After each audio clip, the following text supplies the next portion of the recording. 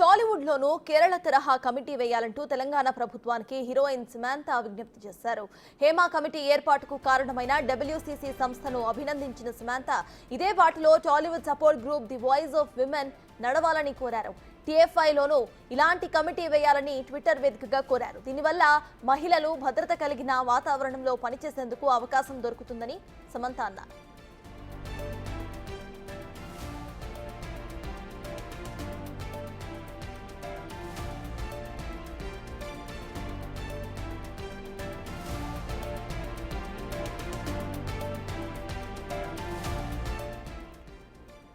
టాలీవుడ్ లోనూ కేరళ తరహా కమిటీ వేయాలంటూ తెలంగాణ ప్రభుత్వానికి హీరోయిన్ సమంత విజ్ఞప్తి చేశారు. హేమ కమిటీ ఏర్పాటుకు కారణమైన WCC సంస్థను అభినందించిన సామ్ ఇదే బాటలో Tollywood support group the voice of women నడవాలని కోరారు. TFI లోనూ ఇలాంటి కమిటీ వేయాలని ట్విట్టర్ వేదికగా ఆవిడ కోరారు. దీనివల్ల మహిళలు భద్రత కలిగిన వాతావరణంలో పనిచేసేందుకు అవకాశం దొరుకుతుందని సామ్ అభిప్రాయపడ్డారు.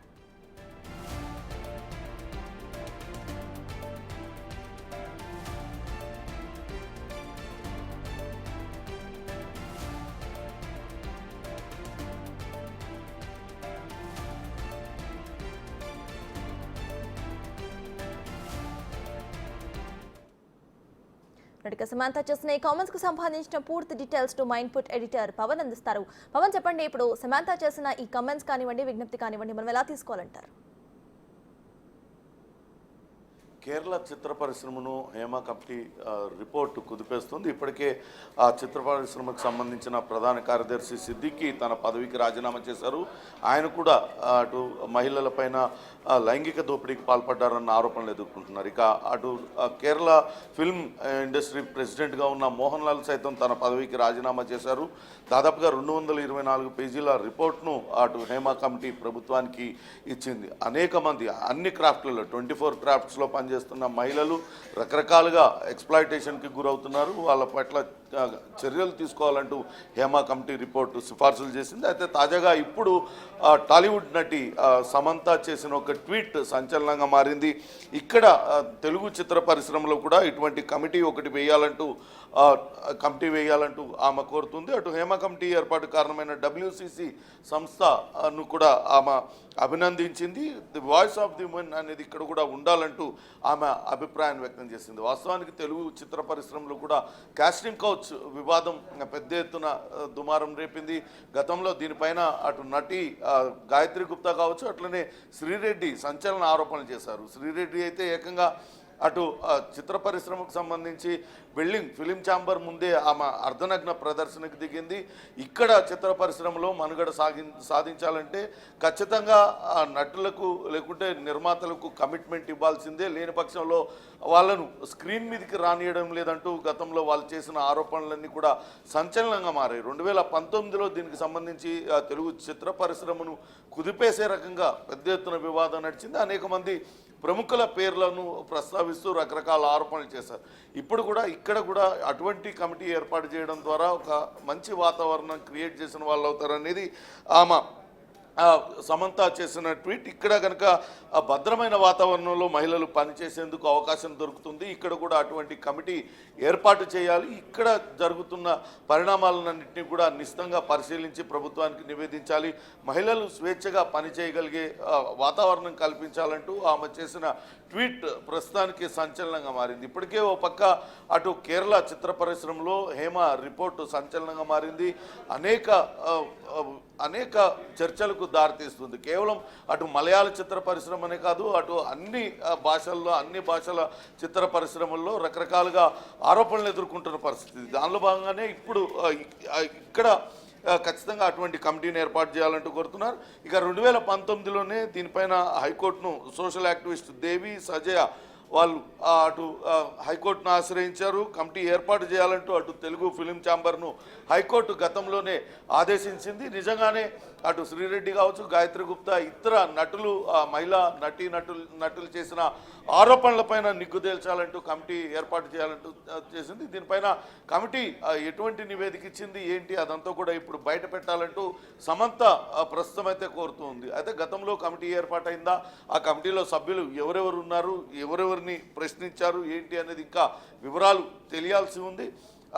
కానీ ఒకవేళ అటువంటి కమిటీ కనుక ఏర్పాటై ఇప్పటికే కమిటీ దర్యాప్తు జరిపితే ఆ కమిటీ విచారణలో వెలుగు చూసిన అంశాలన్నింటినీ కూడా ప్రభుత్వం దృష్టికి తీసుకురావాలి. తద్వారా ఇక్కడ కూడా మహిళలు స్వేచ్ఛాయుత వాతావరణంలో అన్ని సినీ రంగంలో పనిచేయడానికి వెసులుబాటు కలిగే విధంగా చర్యలు తీసుకోవాలంటూ కోరింది. ప్రస్తుతానికైతే అటు టాలీవుడ్లో కేరళ మాలీవుడ్లో హేమ కమిటీ అయితే సంచలనంగా మారింది.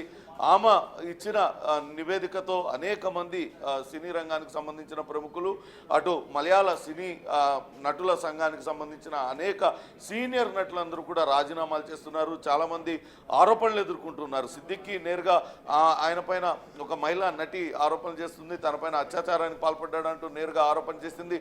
మరొక దర్శకుడి పైన బెంగాలీ నటి ఆరోపణలు చేసింది. ఇవన్నీ కూడా వెలుగు చూస్తున్న నేపథ్యంలో ఇప్పుడు సమంత చేసిన ట్వీట్ సంచలనంగా మారింది. నిజంగానే అందరూ అనుకుంటున్నట్లుగా తెలుగు చిత్ర పరిశ్రమలో కూడా కాస్టింగ్ కౌచ్ ఆ రేంజ్లో ఉందా? అటువంటి పరిస్థితి ఖచ్చితంగా కమిటీ ఏర్పాటు చేయాల్సిన అంత సివియారిటీ ఇక్కడ ఉందా అనే చర్చ అయితే ప్రస్తుతం కొనసాగుతుంది. చూడాలి.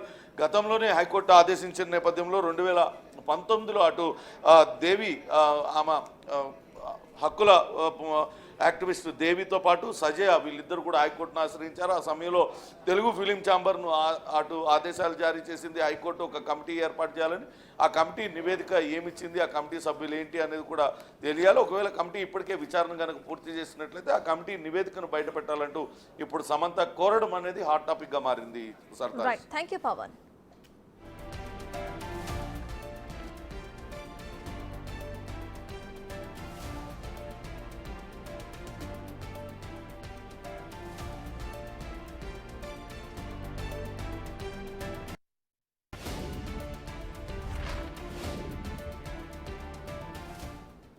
టాలీవుడ్లోనూ కేరళ తరహా కమిటీ వేయాలంటూ తెలంగాణ ప్రభుత్వానికి హీరోయిన్ సమంత విజ్ఞప్తి చేశారు. హేమా కమిటీ ఏర్పాటుకు కారణమైన WCC సంస్థను అభినందించిన సమంత ఇదే బాటలో Tollywood support group the voice of women నడవాలని కోరారు. TFIలోనూ ఇలాంటి కమిటీ వేయాలని ట్విట్టర్ వేదికగా కోరారు ఆమె. దీనివల్ల మహిళలు భద్రత కలిగిన వాతావరణంలో పనిచేసేందుకు అవకాశం దొరుకుతుందని సమంత అన్నారు.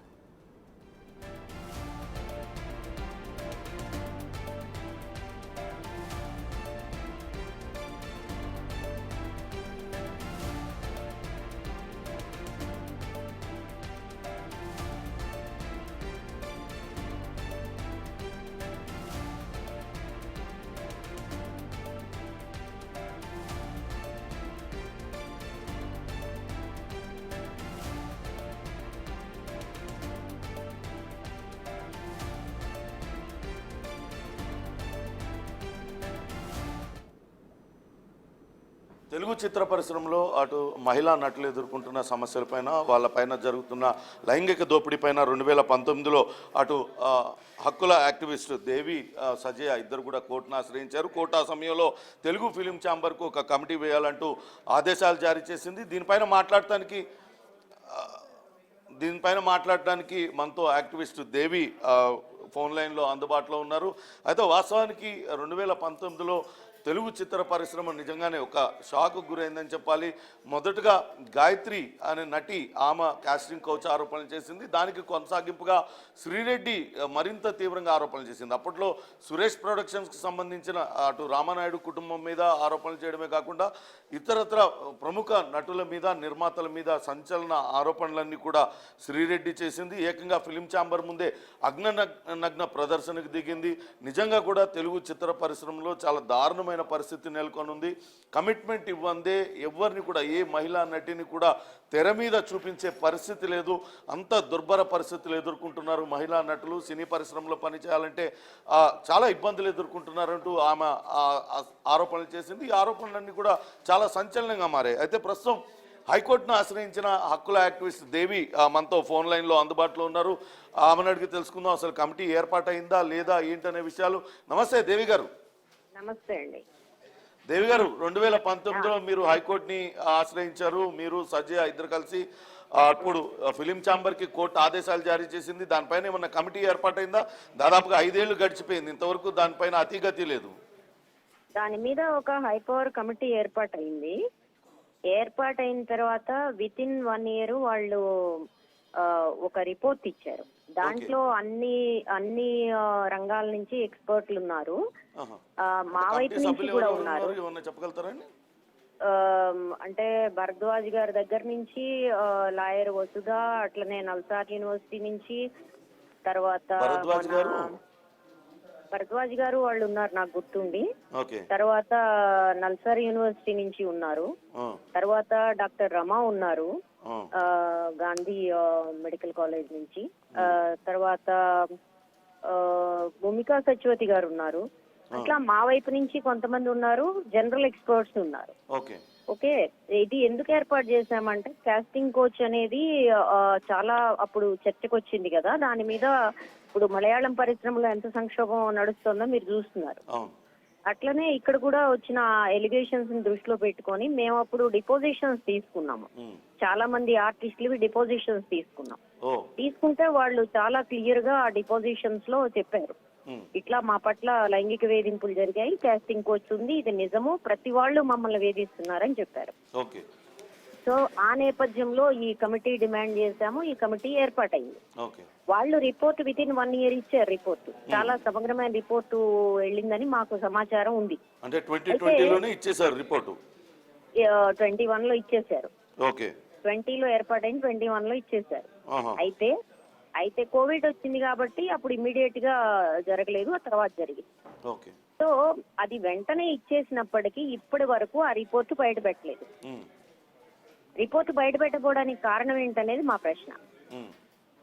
ఇప్పుడు వాళ్ళు చేసింది ఏమీ ఎలిగేషన్స్ కాదు, వాళ్ళు కొన్ని రికమెండేషన్స్ చేశారు. సినిమా పరిశ్రమలోకి వచ్చే వాళ్ళ పైన లైంగిక వేధింపులు అరికట్టడానికి ఏమేమి చర్యలు తీసుకోవాలి అని. ఓకే, ఇప్పుడు సినిమా పరిశ్రమ అనేది పరిశ్రమ అని చెప్తున్నారు. ఓకే, మీరు పరిశ్రమ అని చెప్పినప్పుడు మన పోష్ యాక్ట్ ప్రకారం, prevention of sexual harassment at work place 2013 ప్రకారం ఖచ్చితంగా మీరు అంతర్గత ఫిర్యాదుల కమిటీ ఉండాలి. అట్లనే మీది ఒకవేళ అనార్గనైజ్డ్ సెక్టార్ అయితే, ఇప్పుడు మీకు 24 ట్రేడ్స్ ఉన్నాయి అందులో అని చెప్తున్నారు. ప్రతి ట్రేడ్ కి మీకు ఒక అంతర్గత ఫిర్యాదుల కమిటీ ఉండాలి. ఈ అంతర్గత ఫిర్యాదుల కమిటీ యొక్క వివరాలని మీరు మీ ఆఫీసులన్నిటిలో డిస్ప్లే చేయాలి. మీరు ఎక్కడన్నా చూసారా ఇది? ఈ ఫిల్మ్ అసోసియేషన్, ఫిల్మ్ ఛాంబర్స్ లో ఎక్కడన్నా మీరు ఈ ఐసీసీ వాళ్ళ యొక్క వివరాలు డిస్ప్లే చూసారా? ఇది నేను చెప్తున్న మాట కాదు. ఇది 13లో వచ్చిన చట్టం ఏమంటుందంటే, ఆర్గనైజ్డ్ ఆర్ అనార్గనైజ్డ్ సెక్టార్, సంఘటిత అసంఘటిత రంగాల్లో ఎవరైనప్పటికీ మీరు లోకల్ కంప్లైంట్స్ కమిటీ గానీ లేకపోతే ఇంటర్నల్ కంప్లైంట్స్ కమిటీ గానీ అది మ్యాండేటరీ, అంటే తప్పనిసరి. నేను ప్రైవేట్ కంపెనీ వాళ్ళు కూడా నేను పెడతాను, నా ఇష్టం, నేను పెట్టను అనడానికి లేదు. ఇది ప్రతి సంవత్సరం ఆడిట్ లో గవర్నమెంట్ అడుగుతుంది, నీకు ఎన్ని కేసులు వచ్చాయి, ఎన్ని కేసులు నువ్వు పరిష్కారం చేసావు, ఏ రకమైన శిక్షలు పడ్డాయని. కాబట్టి పరిశ్రమలో చెప్పుకునే సినిమా ఇండస్ట్రీ ఒక రకంగా చెప్పాలంటే లైంగిక దోపిడీ జరుగుతోంది అక్కడ. అవుట్ అండ్ అవుట్ లైంగిక దోపిడీ జరుగుతోంది. అయినా ఆ విషయం అందరికీ తెలుసు. అయితే ఏమంటారంటే వాళ్ళు యాంబిషన్ ఉన్న వాళ్ళు వాళ్ళంతట వాళ్ళుగానే ఈ రకమైన అవకాశం ఇస్తారు అని మాట్లాడతారు. ఏమండి, నిచ్చెన మెట్లు ఎక్కడానికి ఆ రకమైన అవకాశం ఇచ్చే వాళ్ళని మనం కన్సెన్సువల్ సెక్స్ అంటాం, అంటే ఇష్టపూర్వకంగా చేసే పని అంటాం. కానీ నీకు ఇష్టం లేకున్నా నేను నీకు ఈ ఫలానా, ఇప్పుడు దాంట్లో ఏంటంటే ముఖ్యంగా ప్రతి వాళ్ళు డిసైడ్ చేస్తారు ఏ ఆర్టిస్ట్ ని పిలవాలి, ఏ ఆర్టిస్ట్ సరిపోతారు అనేది, అంటే గ్యాంబ్లింగ్ లాగా నడుస్తుంది. అట్లాంటప్పుడు నువ్వు నాతో పాటు ఉండకపోతే నీకు ఈ రకమైన చూపియము అనే బెదిరింపు వస్తే, ఇప్పుడు ఏ రకమైన ఫ్యామిలీ బ్యాక్గ్రౌండ్, అంటే మన సినిమా రంగంలో కూడా ఎస్టాబ్లిష్డ్ ఫ్యామిలీస్ ఉన్నాయి, ఆ ఫ్యామిలీ బ్యాక్గ్రౌండ్ లేని వాళ్ళు కొత్త ఆర్టిస్టులు ఎవరైతే ఉంటారో వాళ్ళు ఏం చేయాలి? ముఖ్యంగా విమెన్ ఆర్టిస్టులు, నథింగ్ మెన్ ఆర్టిస్టుల మీద జరగట్లేదు అంటలేదు నేను, విమెన్ ఆర్టిస్టులు ఏం చేయాలి? సో వాళ్ళ కంపల్సరీ అయిపోతుంది. ఈ కంపల్సరీ అయిపోతుందనే దాన్ని అవకాశంగా తీసుకుని, కాదండి అది వాళ్ళ ఇష్టం కొద్దీ వెళుతున్నారని మాట్లాడతారేంటి? ఇష్టం లేదని నిరాకరిస్తే వచ్చే పరిస్థితి, అంటే ఒక తప్పనిసరి పరిస్థితి కల్పించడం అనేది ఒక బలవంతం. ఇంటిమిడేషన్, కోయర్షన్, ఏ రకమైన ఒత్తిడి కల్పించినప్పటికీ అది సెక్షువల్ హెరాస్మెంట్ కిందకు వస్తుంది. చట్టం డిఫైన్ చేస్తుందండి ఈ విషయాలన్నిటినీ. అంటే మీరేమన్నా రికమెండేషన్స్ చేశారా అండి? మేము రికమెండేషన్స్ చేశాము. ఎవరైతే స్టాక్ హోల్డర్స్ ఉన్నారో, అంటే అక్కడ ఎవరెవరైతే దానివల్ల ఎఫెక్ట్ అవుతున్నారో వాళ్ళందరినీ ఆ కమిటీ కన్సల్ట్ చేసింది. ఓకే. కాబట్టి వీళ్ళు వాళ్ళని లేకుండా అందరినీ కన్సల్ట్ చేసి అందరి రికమెండేషన్స్ తీసుకుని వాళ్ళు ఒక రిపోర్ట్ చేశారు. అంటే మీరు ఏ రకమైన రికమెండేషన్స్ చేశారు? ఎటువంటి సిఫార్సులు చేశారు? ఇటువంటి లైంగిక దోపిడీ జరగకూడదు, సెక్షువల్ ఎక్స్‌ప్లాయిటేషన్ జరగకూడదు అంటే ఎటువంటి రికమెండేషన్స్ చేశారు? మేము క్లియర్ కట్ గా అసోసియేషన్స్ ఏం చేయాలి అంటే భిన్న ట్రేడ్స్ లో ఉండే అసోసియేషన్స్ ఏం చేయాలి, రెండోది ఇంటర్నల్ కంప్లైంట్స్ కమిటీలు ఎట్లా ఉండాలి, ఇంటర్నల్ కంప్లైంట్స్ కమిటీలు అంతర్గతంగా వాళ్ళు గనక ఫిర్యాదులు గనక చేసేది ఉంటే వాళ్ళు ఎలాంటి గోపనీయత పాటించాలి, వీటన్నిటికీ తోడు వాళ్ళ యొక్క వర్క్ ప్రదేశాలని అంటే వాళ్ళ పని ప్రదేశాలని సేఫ్ గా ఉంచడం కోసం ఏం చేయాలి. అట్లనే జూనియర్ ఆర్టిస్టులు ముఖ్యంగా ఇప్పుడు వాళ్ళు పబ్లిక్ ప్లేసెస్ లో షూటింగ్ వెళ్తారు, వాళ్ళకి కనీసం కాస్ట్యూమ్ చేంజ్ చేసుకునే ప్లేస్ ఉండదు. అట్లాంటి చిన్న చిన్న సౌకర్యాలు ఇప్పుడు మొన్న కలకత్తా డాక్టర్ విషయంలో వచ్చిన చర్చల్లో మీరు చూస్తే ఏంటి ప్రధానమైన చర్చ, రెస్ట్ రూమ్ ఎందుకు లేదు, నైట్ డ్యూటీ రెస్ట్ రూమ్ ఎందుకు లేదు. ఏమంటే అంత స్థాయిలో జరిగితే గానీ మాట్లాడము మనం రెస్ట్ రూముల గురించి, డాక్టర్ల రెస్ట్ రూముల గురించి. అట్లనే ఇప్పుడు జూనియర్ ఆర్టిస్టుల విషయంలో కూడా వాళ్ళు బయటకు వెళ్ళినప్పుడు వాళ్ళు ఎంత కాస్ట్యూమ్ చేంజ్ చేసుకునేటప్పుడు వాళ్ళకి ఒక రక్షిత ప్రదేశం లేకపోతే వాళ్ళు ఎంత హ్యూమిలియేషన్ కి, ఎంత అవమానానికి, లేకపోతే ఏ రకమైన వేధింపులకు గురవుతారో మీరు చెప్పగలుగుతారా? వాళ్ళ గురించి ఎవరు పట్టించుకోరు. హీరోయిన్లు ముఖ్యంగా హీరో గారు ఎట్లున్నారు, ఆయన గొడుగెవడు పట్టాడు, ఆయనకి చెమటవాడు తుడిచాడు, దీని మీదే ఉంటది. కానీ వీళ్ళు ఎంత ఇబ్బందులకు గురవుతున్నారు, అసలు వీళ్ళ మనుషులుగా చూస్తున్నారా లేదా, ఎవరికైతే వీళ్ళు ఆర్టిస్టులు కాంట్రాక్ట్ ఇస్తున్నారో వాళ్ళు ఏ రకమైన షరతులు విధిస్తున్నారు, వీటన్నిటి మీద ఒక పారదర్శకమైన, వాళ్ళు అడిగింది కూడా, ఆర్టిస్టులు అడిగింది కూడా ఒక పారదర్శకమైన ప్రాసెస్ పెట్టండి అని అడిగారు. దేవి గారు మీరు చెప్పారు మేము చాలా మంది డిపాజిషన్స్ తీసుకున్నామని చెప్పారు. అంటే వాళ్ళు నేరుగా ఎవరైనా పర్టికులర్ పర్సన్ అని ఆ పేరుతోని వాళ్ళు ఆరోపణలు చేశారా? అంటే శ్రీరెడ్డి అయితే చాలా ఆరోపణలు చేసింది ఆ సమయంలో, నేరుగా వెంకటేష్ దగ్గుబాటి కుటుంబాన్ని గురించి మాట్లాడలేదు. ఆమెను కాదండి నేను చెప్తున్నా, మీరు తీసుకున్నారు వేరే వాళ్ళ డిపాజిషన్స్ తీసుకున్నాం అంటే మేము డిపాజిషన్ తీసుకున్నాము అంటే ఎవరైతే డిపాజిషన్ ఇచ్చారో వాళ్ళ పేరు గోప్యంగా ఉంచుతాము. Point number 1. వాళ్ళు ఎవరి మీద ఎలిగేషన్స్ చేశారనేది అడుగుతున్నాను. ఎవరి మీద ఎలిగేషన్స్ చేసినా అది కూడా గోప్యంగానే ఉంచుతాం. ఎందుకంటే అవి విచారణకు వచ్చిన తర్వాత, నిరూపితమైన తర్వాత మాత్రమే అప్పుడు కూడా అంతర్గత ఫిర్యాదుల కమిటీ సివిల్ యాక్ట్, అప్పుడు కూడా పనిష్మెంట్ రికమెండ్ చేస్తాము. దాన్ని బట్టి పనిష్మెంట్ ఉంటుంది. అది బయటికి వెల్లడి చేయాలా లేదా అనేది కూడా అది వాళ్ళ కమిటీ మీద ఆధారపడి ఉంటుంది, ఐసీసీ మీద ఆధారపడి. కాబట్టి సినిమా రంగం కాబట్టి ఆరోపణలు చేసిన వాళ్ళు, ఆరోపణలకు గురైన వాళ్ళు ఇద్దరు గోపనీయతని రెస్పెక్ట్ చేయాల్సిన అవసరం. ఓకే, థ్యాంక్ యూ దేవి గారు. ఇదే అంశం